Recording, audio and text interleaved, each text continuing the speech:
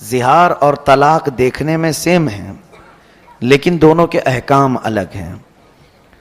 میں اکثر یہ کہا کرتا ہوں کہ نوجوان نسل کو بھی یا جو شادی شدہ ہیں ان کو طلاق کے مسائل بھی سیکھ لینا چاہیے، اس لیے کہ ہم داخل ہونے کے راستے تو جان لیے لیکن خارج کس سے ہوتا ہے یہ بھی معلوم ہونا چاہیے. مثال کے طور پر کسی جگہ آپ انٹر ہو رہے ہیں تو آپ کو یہ بھی معلوم ہونا چاہیے کہ ایگزٹ کہاں سے ہے. اسی طرح شادی کے ذریعے سے آپ ایک نئی زندگی میں داخل تو ہو جاتے ہیں، شادی کے مسائل سب سیکھ لیتے ہیں، اور اس میں بھی بہت سارے لوگ نہیں سیکھتے شرعی طریقہ کیا ہے. لیکن میں سمجھتا ہوں کن چیزوں سے ٹوٹ جاتی ہے شادی یا نکاح، یہ امپورٹنٹ ہے سیکھنا تاکہ غلطی سے اس دروازے پر نہ جاؤ. بہت سارے لوگ طلاق پوری ہو جاتی ہے تب مسئلہ پوچھنے آتے ہیں. اس ڈاکٹر کے پاس علاج کرانے کے لیے اپنے بچے کو لے جا رہے ہیں جو بچہ گھر میں مر گیا ہو، وہ کیا علاج کریں؟ علاج ہوگا؟ ابھی سانسیں باقی ہیں اور بیمار ہے، تب آپ ہاسپٹل لے جائیں تو پتہ چلتا ہے کہ کچھ علاج ممکن ہے. لیکن یہاں پر گھر میں پوری طلاقیں دے چکے ہوتے ہیں تب پھر مسئلہ پوچھنے آتے ہیں. مسئلہ تو آپ کو خود معلوم ہونا چاہیے کہ جب کوئی مرد اپنی عورت کو 3 مرتبہ طلاق کہہ دے تو اس کے لیے وہ حرام ہو جاتی ہے. طلاق مغلظہ اس کو کہتے ہیں اور یہ قرآن سے ثابت ہے، وہ اس کے لیے حرام ہو جاتی ہے. اجنبی عورت کی طرح ہو گئی، اس سے فوراً وہ الگ ہو جائے. اب وہ اس کے لیے حلال اس وقت تک نہیں ہوگی جب تک وہ عدت گزارے، پھر کسی اور سے نکاح کر لے. اب وہ دوسرا مرد اپنے اختیار سے جب چاہے اسے چھوڑے، پھر اس کی عدت گزارنے کے بعد پھر یہ پہلے شوہر کے لیے حلال ہو سکتی ہے. یہ طلاق کا پروسیس جو 3 طلاق ہو جائے. ہاں ایک بار اگر کسی نے کہا طلاق یا 2 مرتبہ کہا تو ابھی اسے بچایا جا سکتا ہے. یہ طلاق رجعی اس کو کہتے ہیں. اس میں رجوع کر سکتا ہے، واپس لے سکتا ہے، یعنی پھر اس کو دوسرے کسی کے نکاح میں دینے کی ضرورت نہیں، بلکہ خود ہی اس کا ہاتھ پکڑ لے اور کہہ دے کہ میں تجھے واپس کر لیا، تو یہ 1 طلاق یا 2 طلاق میں وہ واپس ہو جائے گی. اس کو طلاق رجعی کہتے ہیں. بتانے کا مطلب یہ ہے کہ یہ مسائل ہر مسلمان کو معلوم ہونا چاہیے. کچھ لوگ یہ کہتے ہیں غصے میں نے بول دیا اسے. تو میاں پیار میں کون بولتا ہے طلاق؟ غصہ آتا ہے تبھی تو یہ ساری چیزیں ہوتی ہیں. غصے پر کنٹرول ہونا چاہیے. غصے ہی کی حالت میں اکثر لوگ کہہ جاتے ہیں اور اسی وقت جو کہی جاتی ہے وہ واقع ہو جاتی ہے. غصے میں آدمی بے قابو ہوتا ہے. تو یہاں پر بہت سارے لوگ یہی عذر لے کر کے آتے ہیں، غصے میں بولا ہوں یا ہوش میں نہیں تھا بول دیا ہوں. میرے عزیزو، یہ سارے بہانے شریعت نے نہیں قبول کیے.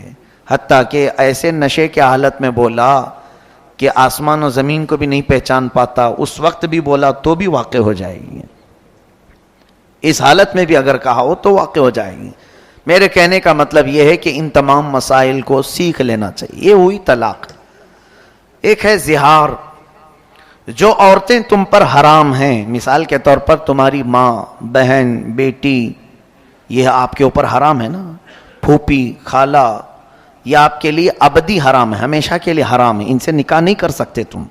ماں سے کوئی نکاح نہیں کر سکتا، بیٹی سے، سگی بہن سے، یا پھر اپنی پھوپھی سے یا خالہ سے کبھی بھی وہ زندگی بھر نکاح نہیں کر سکتا.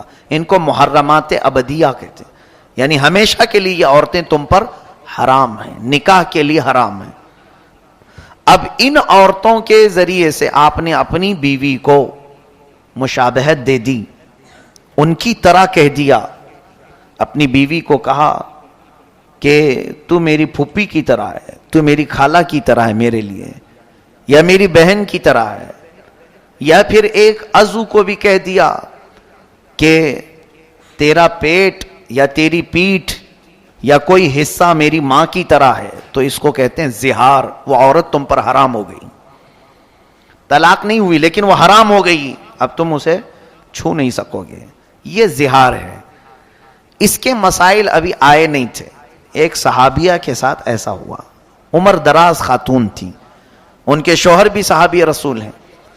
دونوں میں کچھ تکرار ہوئی گھر میں، تو شوہر نے کہہ دیا کہ تو میرے لیے ماں کی طرح ہے. تو وہ روتے ہوئے باہر نکلی اور آئی حضور صلی اللہ علیہ وسلم کے پاس کہ آقا اس مسئلے کو بتائیں, اتنی عمر ہو گئی, بڑھاپا آ گیا, اب جا کر میرے شوہر نے مجھے ایسا کہہ دیا, کیا کروں؟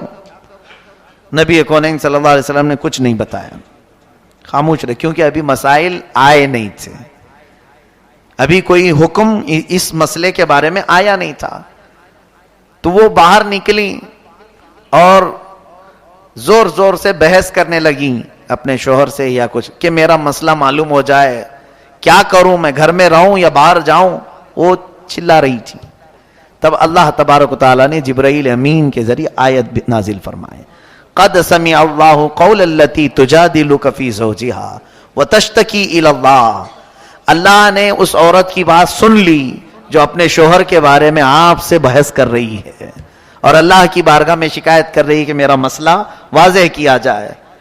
واللہ یسمع تحاورکما ان اللہ سمیع بصیر. اللہ نے آپ دونوں کی گفتگو کو سن لیا ہے اور اللہ سمیع و بصیر ہے, سنتا بھی ہے, دیکھتا بھی ہے. اب آگے مسائل اللہ نے نازل فرمائے. الذین یظاہرون منکم من نسائہم ما ہن امہاتہم, ما ہن امہاتہم یعنی وہ تمہاری مائیں نہیں ہیں, لیکن اگر تم نے ایسا کہہ دیا تو یہ غلط کیا تم نے, غلط کیا تم نے. اب کیا کرے؟ اللہ تعالیٰ فرماتا ہے والذین یظاہرون من نسائہم ثم یعودون لما قالوا فتحریر رقبۃ من قبل ان یتماسا. ایک غلام کو آزاد کرنا ہوگا جس نے بھی ایسا کہا ہے. غلامی کا زمانہ تو اب ہے نہیں, پہلے غلام ہوتے تھے, ایک غلام آزاد کرو, اب یہ پھر تمہارے لیے حلال ہو جائے گی. نہیں ہے اگر, آگے سنی آیت اور بھی اللہ فرماتا ہے فمن لم یجد فصیام شہرین متتابعین من قبل ان یتماسا. جس کے پاس غلام نہیں ہے تو پھر وہ کنٹینیو 2 مہینے روزے رکھے, تب جا کے وہ تمہیں حلال ہوگی. 2 مہینے مسلسل روزے رکھے, ایک بھی اگر بیچ میں چھوٹ گیا تو پھر اثر 9 رکھے. 60 روزے رکھنا ہوگا. شہرین متتابعین, اللہ نے فرمایا 2 کنٹینیو روزوں, 2 مہینوں کو روزے کی حالت میں گزارنا ہوگا, لیکن اتنے دنوں تک عورت کو چھو نہیں سکتے, وہ تمہارے لیے حرام ہے. اب یہ بھی اگر کوئی نہیں کر سکا 2 مہینے کے روزے, آگے رب تعالیٰ فرماتا ہے فَمَن لَّمْ يَسْتَطِعْ فَإِطْعَامُ 60 مسکینا. تو 2 مہینے کے روزے نہیں رکھ سکتا تو 60 مسکینوں کو کھانا کھلائے. وہ ایک ٹائم پہ کھلائے یا ایک مسکین کو 60 دن کھلائے, دونوں صورتیں ہیں. اب یہ 60 مسکینوں کو کھانا کھلانے کے بعد پھر تمہاری بیوی تمہارے لیے حلال ہوگی. طلاق کا پروسیجر الگ ہے اور اس کا الگ ہے. یہ زہار کہتے ہیں. یہ زہار کے مسائل شروع پارے میں ہی بیان ہوئے, لیکن خبردار اے میرے عزیزو, کچھ لوگ یہ زہار کو یا طلاق کو گالی سمجھتے ہیں. گالی دینا یعنی عورت کو کیوں بھائی طلاق کیوں کہا, گالی دینے کے لیے کہہ دیا.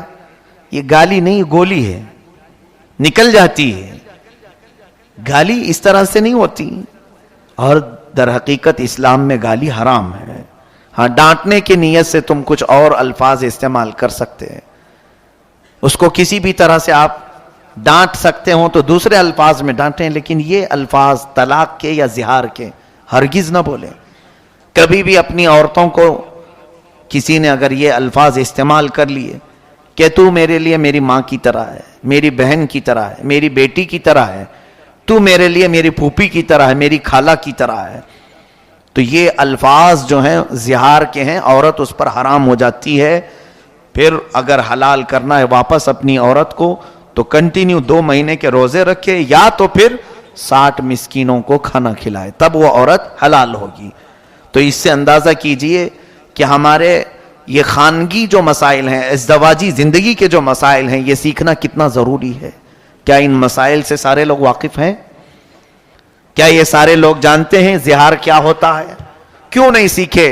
قیامت کے دن اگر تم میں سے کسی کے ساتھ ایسا معاملہ ہو گیا اور پکڑے گئے, اللہ تبارک و تعالیٰ نے پوچھا کہ تو اپنی بیوی کے ساتھ زہار کیا تھا پھر بھی ایسی زندگی گزارتا رہا, رب تبارک و تعالیٰ کی بارگاہ میں اگر کسی نے یہ کہا کہ مولا مجھے معلوم نہیں تھا, تو دو دو پکڑ ہوگی. سیکھا کیوں نہیں, اس پر بھی مار پڑے گی, اور کیا کیوں, اس پر الگ سزا ہوگی.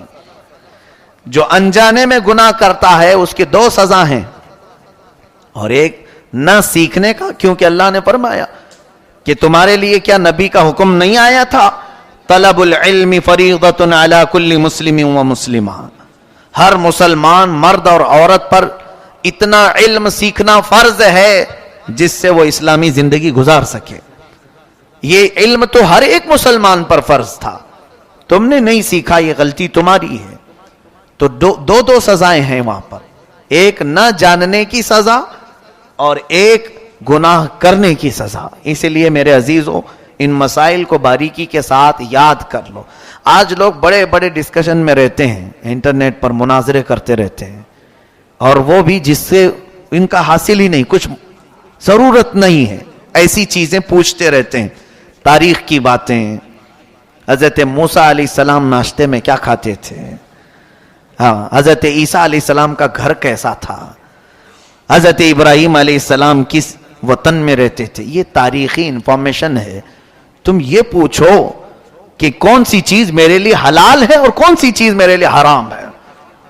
کمائی کے معاملات میں, کھانے پینے کے معاملات میں, گھریلو زندگی کے معاملات میں, نماز کے مسائل, وضو کے مسائل, یہ تمام چیزیں چھوڑ دیا, اور پھر انٹرنیٹ میں لا یعنی چیزیں جس سے اس کا یعنی عملی زندگی میں کوئی تعلق نہیں ہے, ایسے مسائل میں یہ پڑ گئے. اور اسی وجہ سے آج دیکھیں وہ لوگ اپنے ہاتھ میں قلم اور فتویٰ لے کر کے گھوم رہے ہیں جن کو ابھی استنجا کے مسئلے بھی نہیں معلوم, اور وہ بڑے بڑے لوگوں کے ایمان ناپ رہے ہیں کہ یہ مسلمان ہے کہ یہ کافر ہے, یہ دائرہ اسلام سے نکلا ہوا ہے. خود کو یہ نہیں معلوم کہ ابھی میں اسلام پر پورا قائم ہوا کہ نہیں ہوا. میرے عزیزوں, آج کے دور میں جتنی چیزیں آپ کو سیکھنا ضروری ہے ان تمام چیزوں کی طرف دوڑو. زندگی بہت تیزی سے نکلتی جا رہی ہے. جو ضروری مسائل ہیں ان سب کو کسی نہ کسی ذریعے سے سیکھو, علمی محفلوں میں بیٹھو یا علماء کی صحبت اختیار کرو.